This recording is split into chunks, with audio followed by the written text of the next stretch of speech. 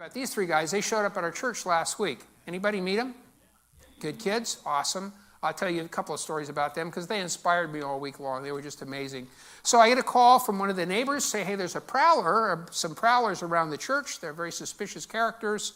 They rode up on bikes. They're looking in the windows. They're looking in the doors. Two young guys came first, but then this adult guy came. He had a big rip in his pants. Just looked weird. We bought him new pants. Said, looks really strange. Well, Denise and I happened to be down in Port Bodega. We were taking some medicine, or down by Spud Point, actually, taking medicine to a friend. And so we were right here, and we came up, and we found these three wanton desperados outside of our church looking in. And what had happened is they had been up in Point Arena. These are kids from Germany. They're Boy Scouts, a scout leader, a 25-year-old school teacher, and two scouts, 14 and 16. They were here last week. Awesome kids. But they had been up in Point Arena, and they were looking for a Catholic church to stay the night. They thought the Catholic church would take them in for the night.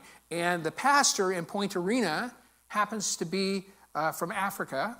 And so he told them exactly where, or he's not a pastor, he's the priest of the Catholic church in Point Arena. And he told them, from Nigeria, in fact, he told them how to get to the Catholic church. He said, you just go down Highway 1 until you see a big white building on a hill, and that will be the Catholic church. You just go up to that church, and they'll be waiting for you, and they will put you up for the night. Well, they came down Highway 1. They saw a big white church on a hill, and they said, that's got to be it. And so they came here expecting somebody to meet them and put them up for the night. The point is, the poor guy who was giving them bad directions with a good heart was sending them to the wrong location, because the Catholic Church is not in Bodega Bay. It's in the town of Bodega. It's not on Highway 1. It's on Bodega Highway.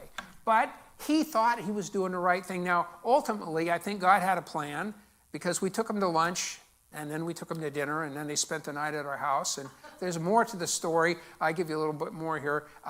So after a couple of days with us, Sunday, Monday, Tuesday, Sunday and Monday night. Tuesday, we put them on the road, and we said our goodbyes. And